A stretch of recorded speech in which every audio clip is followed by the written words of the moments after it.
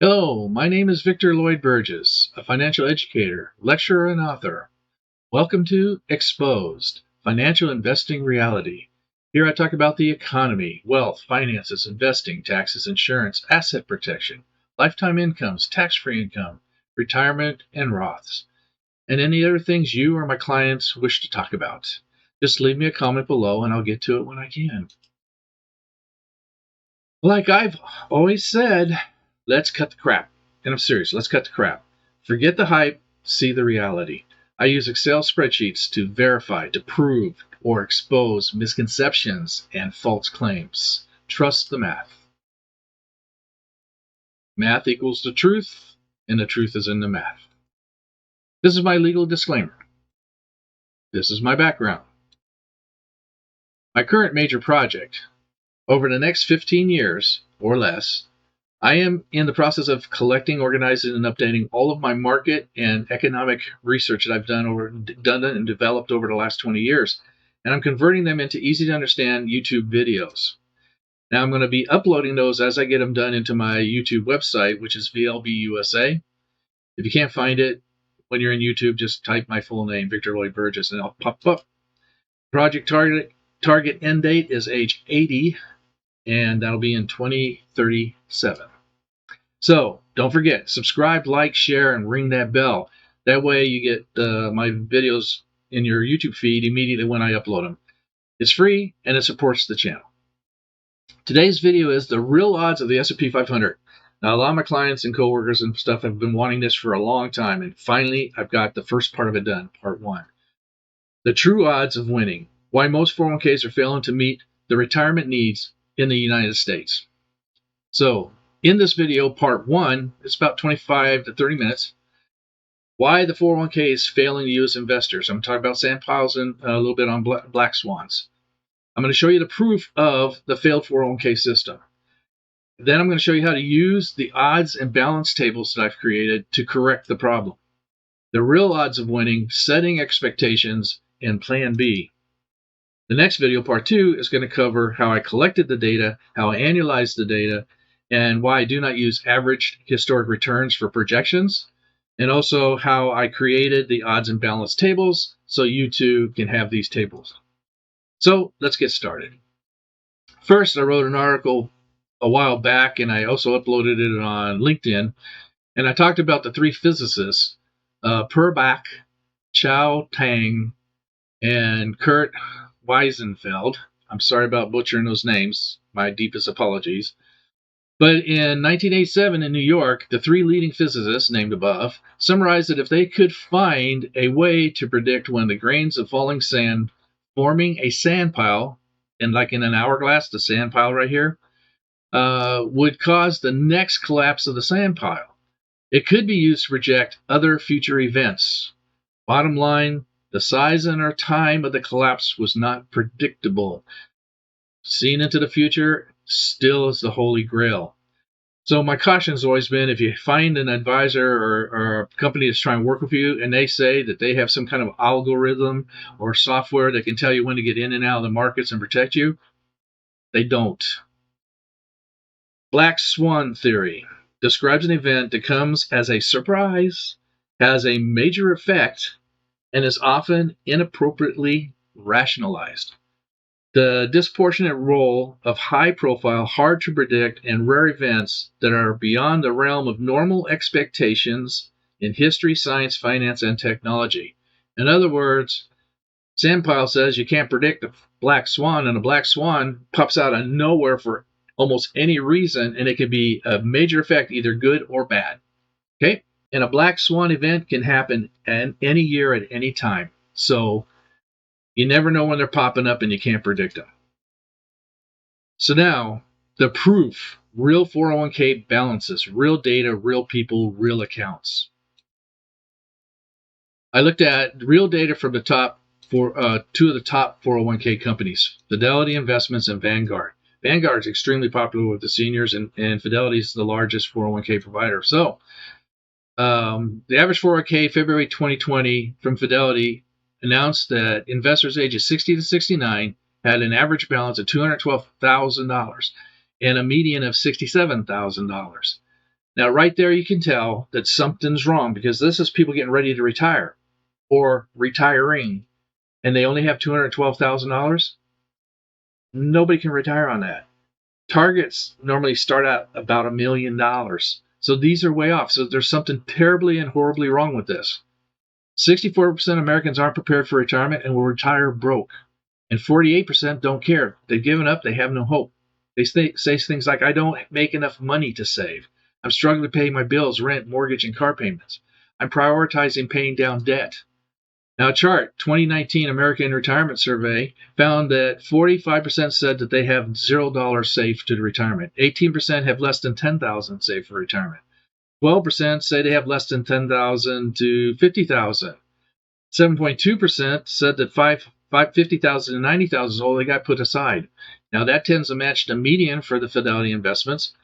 12% said they only had between 100 to half a million, 500,000. And that is compatible with the average for Fidelity was 212,000. Nowhere near enough to retire. And 3.9 said they had less 5,000 or more, 500,000 or more. So you look at that in another way, that means 40,000 out of every million have 500 plus, only 40,000. So 45 said they had zero. That means that 64% have less than 10, 76% have less than 50, 83% have less than 100, and 96% have less than $500,000. And only 3.9% have 500 plus. That's 4 out of 100 people. So when I look back through the history, found that in 46 years ago, 1975, the traditional IRA was written into the tax code. In 43 years ago, at 1978, the 401k was first put into the tax code, and it started being used by corporations and stuff in 1980. Pensions and stuff were going out. Okay, 38 years ago, 1983, they started taxing up to 50% of our Social Security benefit. Now that was promised to never be touched because it's not a voluntary system. They take the money from us to put it in there, right? And 10 years later, 28 years ago, 1933, they started taxing up to 85%. I guess nobody's complaining, and somebody needs to start calling. You know what I'm saying? 26 years ago, 1995, fixed index annuities came on the scene.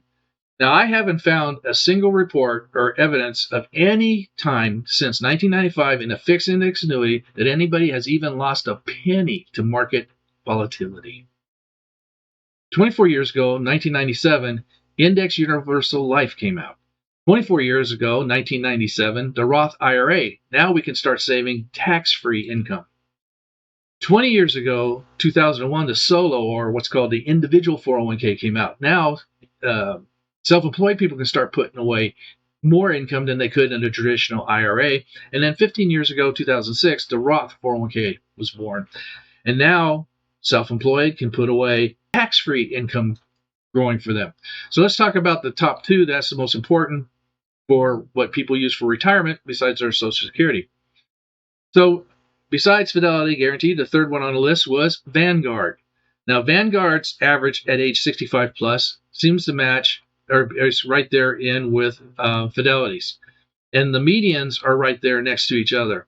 Now, that there tells you that people in the age of being retired don't have the assets to retire. That means that this 401k system is totally failing the American public. And that's what we're addressing today. CNBC report, February 13th, 2020. The study found a record 441,000 IRA or 401k accounts Fidelity manages had balances of $1 million. So some people are making $1 million in their 401ks. Why are most of us not getting anywhere near enough to retire? Let's go further in the report. Still, the 401k and IRA millionaires are relatively rare. Okay, the number of retirement millionaires represents 1.6% of the 27.2 million IRA and 401k accounts managed by Fidelity. 1.6%. So between Vanguard and Fidelity, we're talking about 31 million accounts. Why is the average so low? Now, real 401k balances demonstrate that the 401k as a retirement tool is not providing account balances near enough for a participant to be able to retire on time, much less retire at all. So, the solution, step one, know the real odds. Has anybody showed you the odds of winning in the S&P 500? That's what we're doing today. Let's look at a typical average versus annualized projection. And let's not call it projections. Sandpile theory tells you, and Black Swan theory tells you that you can't predict the future. You just can't. So let's just call it expectations or setting expectations. Okay. Now, age 45, okay, typical. Retire at 70. Yeah, looks like today's situation. And that's 25 years to give you what's your time horizon. In other words, if you're 45 and you're going to retire at 70, you got 25 years to do something about it. So instead of just saying, let's just use a number out of the air for 401k, let's just look for a 45-year-old on Vanguard's, and that's 161,000 in their 401k. Okay, so let's use that. So 25 years to grow 161,000. Now, what does an average typical advisor do at this time when you're trying to project what to expect from their 401k? Well, they go to the average for the last 25 or 30 years of the S&P 500. Now, in my tables that I make, I have annualized all the returns on the S&P 500 for the last 94 years. And so I use annualized returns. But the average guy, it's not his fault. That's how we're all taught. You go take the last average and shoot for that. The average for the last 25 years is 9.29. So we put that in there. Put that out for 25 years. That comes out to $1.4 million. Now, if you were sitting at my desk and I expressed to you that it looks like if we can meet the average in the next 25 years of the S&P, you probably have about $1.4 million. How do you feel about that? Now, it could be higher and it could be lower, but we should be able to probably get in that ballpark. Won't you agree? Well, what do you know? What do I know? What does he know? It sounded good when I first heard it, so okay, let's go for it. Now, but how's your confidence level? I'm thinking in my head, I'm going to have something like $1 million or more, and that meets my first goal of $1 million. Well, if you look at the annualized numbers, which is what I use, the 25-year annualized return, so same annual data is used for both of them, is 6.57. Now you calculate that out, that's $790,000. That's $693 less. That's 87% lower expectation. So I share this with my clients. Of course, I share all of this, just like we're doing now. Assume you're sitting there as one of my clients. And so you kind of not so happy to hear that because the expectation 1.4, but this wakes you up, raises a red flag saying, look, you probably aren't going to get what you need. We need to do something. Sense of urgency is created, right? And if you look at annualized returns was the blue line here, and average returns was the red. Now, these are 10-year average returns, 10-year rolling periods. You see there's a big gap, and the average is always overestimating. Now, if I take out the 30-year averages, you can see here that the longer the period of time, the bigger that error is going to be, okay? And that's the problem about the 401k system. It's being exaggerated, so we don't understand how dire the situation is where we're at. Just think about this. If you calculate that in the next 25 years, you're going to grow $161,000 to $1.4 million in the stock market, then why at 65 is the average real account in a 401k in Vanguard only $255,000 and $212,000 in Fidelity?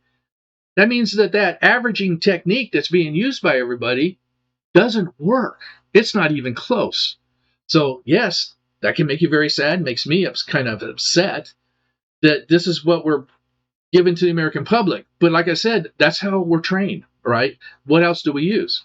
So I started annualizing the S&P when I downloaded it years ago, and I've always been using annualized return. So let's look at this again. Typical projection. Average, last 25 years, 9, right? 1.2, 1.4 expectation. Now, when I did the annualized, the 6.57, what I always did is I took 2% off of that, and I added 2% above it, so I created a window or a spread, right? The annualized return in the last five years is 6.25. I'm going to take 2 off of that because I know the expectations, some of the returns are very low, and then some are higher. So I'm thinking the range there might be something to target for, but it could even be lower or it could be higher. But, so now I have the odds. I've always wanted the odds, and I finally got them now. So now I have the odds, and now I can look at this, and I can say, okay, I have a 25-year time horizon, and I can look at the S&P now is talking to us. This is numbers they're giving. It's not something I'm calculating. I put it in Excel, the numbers, and the Excel calculates and counts whatever I want, however I want it to be divided up so I can see it, right? So in this case, I'm having them look for all the times that these percentages came up and count them in that 94 years on the 25-year cycle. In this case, I also have from 1 year to 30 year. So in this case, we see 71 times in the S&P 500 in those 95 years. You could run 25-year cycles, and what you do is you go in 25 years, and at that time there, you look back that 25 years and you annualize the return, or you average it if that's what you want to use, and then you move it 1 year, boom, and you average that 25, and then you move it 1 year. Okay, so over 95 years, you can do that 71 times. Okay, and in that 71 times, let's look at the 9% that the typical advisor, not average, typical, right? Is how we're trained, is 9%. Well, 9% came up 8 times. And that's 9%. It's anything from 9.00 to 9.99. Okay, so that only came up 8 times. And out of 71 times, that's 11%. So your odds of getting this 9%, which is the 25-year average, is only 11%. That's your odds, 11%. Now, the 6%, when you annualize the annualized numbers and annualize those, it hits 17 times. 6%, 17 times. So that's at 23%. And that's the highest odds you get is 23%. Okay. Now, my number's closer because the S&P 500 gave it to me, right? Now, I do the spread with of these data. So 4% happened 10 times. So that's 14%. And of course, it's more accurate than the averages because it's coming from the actual data from the S&P. And the 8, of course, is way up here at 5 times at 7%. So when you look at this now, you can see that the spread was even too high. It's most likely going to be closer to the 4 than the 6, and the 8, the 9, and not very likely, although it is likely at a very 1%, 2% chance. Follow me? So now I have the odds. My client now has the odds. You can see the difference between the annualized and average. Okay, so they may not be so happy, but now they have realistic expectations, right? Especially with the odds data. So the other thing I do, because I do work with fixed products, and I like guaranteed returns. So anytime you have a fixed rate of return, I like to see how that goes against the S&P because you need to know your odds in the S&P and how does your fixed rate return stack up against them. And so now I have those. So 7% I have here because right now I can guarantee a 7% income growth. It's different than the cash growth, but it's what you get paid on. And but only 10 years. I can't do it 25. And it does it for all these calculations. So 7% compared to the S&P in 25-year rolling, the 7% fixed return, in other words, you get 7% every year. You don't get anything lower, don't get anything above it, right? 7%. It beat the S&P 41 times. It tied the S&P 13, okay? That looks pretty good. Now, the S&P beat the 7% 17 times and tied it 13 times. That puts the S&P at 42%. So that means 76% of the time a fixed rate of 7, and we can put any rate we in there, and I adjust it with my client, what they feel comfortable with, beats the S&P. But the S&P above the 7%, it's pretty good above, and that's where we all want is the above. That's why we're in the market to get that above the 7%. But on the S&P, the below 7% is below the 7%, and 25-year rolling, below means that 2 times out of 94 years, or 71 rolling periods, it hits 0, which means you just kept your money. That's kind of okay in some crashes and stuff, but 25 years and just keep your money, not all that great either. So 7% no risk, market risk, right? So now I'm going, and my client, we're saying, well, okay, now I know my odds of what percentages I can get. What does that mean in money? It means nothing unless I can change it to dollars. Great, because now I have the odds. I can run dollars through there and have the S&P tell me what the account balance would be at these different odds. So right here you can see, run the balances 23% of the time, because we're going to look, what we're going to do is I put my target in here of $1 million. And I look up down here, how many times did I beat or meet the $1 million? And you see right here, there's 5 times. And it's from, the returns on here from 161,000, which is not that great for 20 years, to 2.7. All right, the average is 1.1. So I look at the percentages here, the odds percentages, and that comes out to 23.9%. Okay, so I got a 23% chance of hitting one of these multi-million-dollar ones, which is pretty good. But I also have this 1% chance of hitting 1.6, and then I got a 12%. So you see me, the further down here you come, the more hits it has, is the higher percentage of hitting it. So your hits are going to be down here, not up here. You could get one of those. Black Swan anytime, right? Black Swan. So now you're looking at it and says, well, I want the home run. Everybody wants the home run, right? So you need to put more money in. Now, it's a 401k. If you have a 401k, you're probably putting money in. So what's the average person putting in? I hear when I was sending clients, 3% came up a lot, 6%, 3,000 to 7,000 a year. So it doesn't really matter what you pick here, but you use your client's or your prospect's number or your own if you're doing this for yourself, right? You put your number in there. So let's say 161,000, 3,000 a year, right? That's 1%, 3% of 100,000 a year income, right?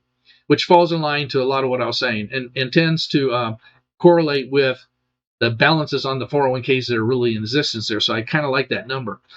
So when I put the extra 3,000 a year in, I still have the 5 here over $1 million, but they're bigger, right? And I picked up another $1 million right down here, and it's at the higher percentage rate of 18% chance, 13 times it hit. So that puts me at about 40. That's a 42% chance now of getting $1 million plus. But remember, I still have these other numbers from 236 to now to 3 million. All right. And the higher probability is down here in the bottom, because remember 12 to 14, 23 down here.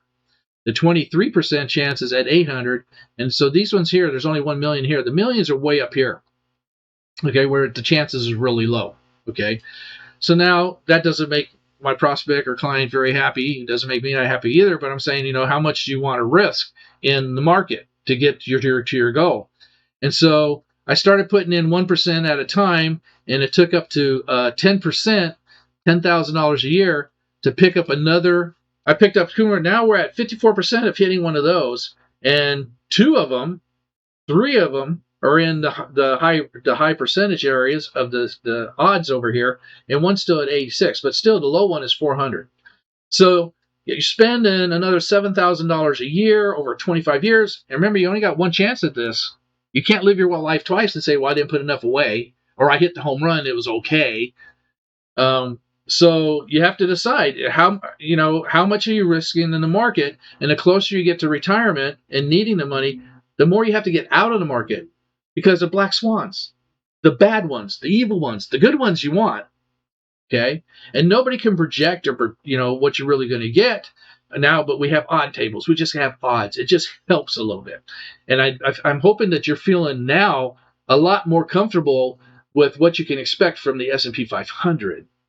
Okay, so it's an eye-opening thing, and I think that's something we need. So right now, if you think about what you were thinking just before we got to here, what you might be able to get out of the S&P for 25 years, what do you feel about that projection now? Okay. And you already know what the typical advisor is going to be using. It's the last average. And we now know that that's ridiculously high. It's not. Yes, you can hit it, but the odds are not there, right? How's a 7% fixed rate? 7% every year, nothing less, nothing more. That looks pretty good, right? Especially the closer you get to retirement.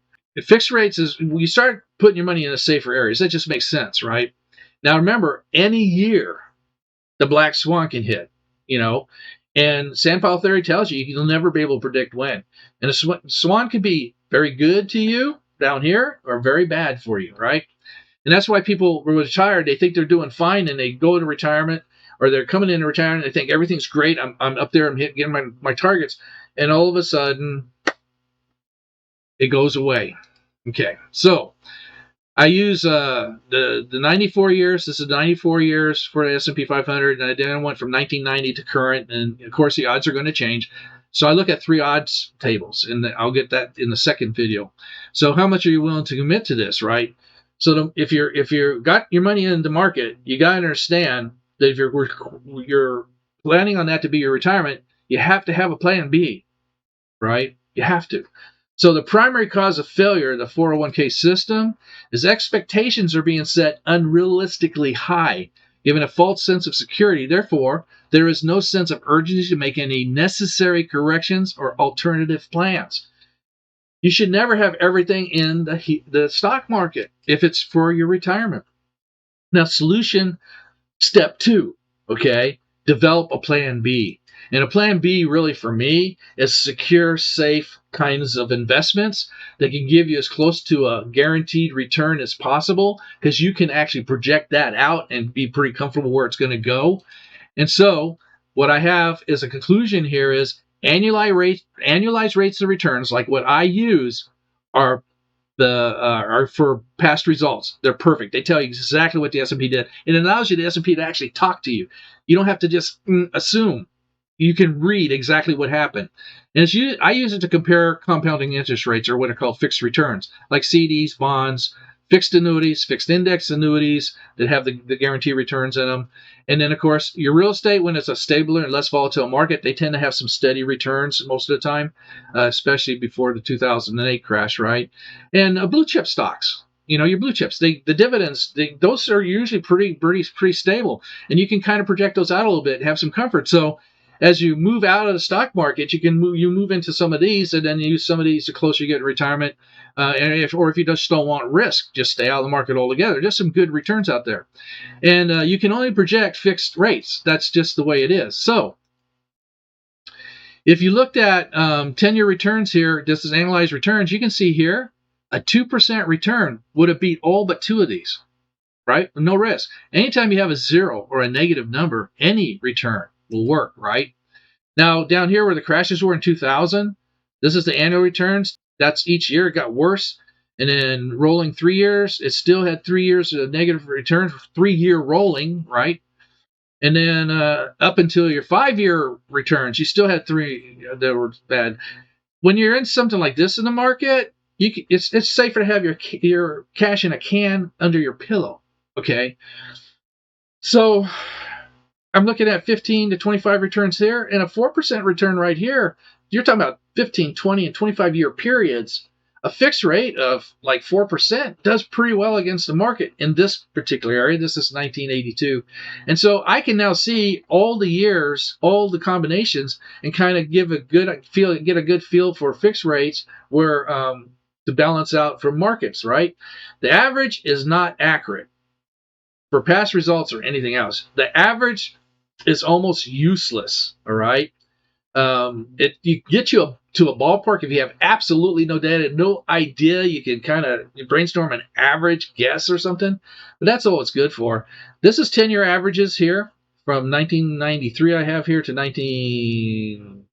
2004, but the averages are on the top of the scale. The annualized are at the bottom. This is 30-year averages. These are 10-year return annualized, and these are 10-year average.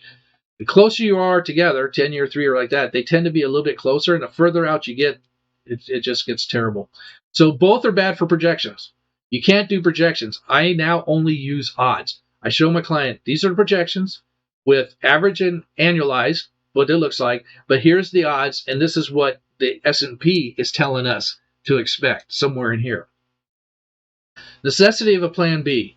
Because of the low odds of meeting a goal and the unpredictability of a black swan, there needs to be a plan B. Not in the market or exposed to market. You need to have something to protect you. So, don't forget, subscribe, like, share this information. Hit the bell so when my videos come up, it goes to your YouTube feed. And it's free, doesn't cost you anything. And get the word out. People need to know that the 401k system, if you just look at the actual accounts of people at Fidelity and Vanguard and the 401k areas, they're telling you, they post it. You can Google for it. People are only around less than $500,000 for retirement. You can't do this. Yes, there's millionaires, but the odds of being one of them is very, very low. So we're coming to the end, or just a short break. I'll see you on video 2, the second half here, and we'll show you how to make your odds table chart so you can do this. Take care and be safe. Love you all.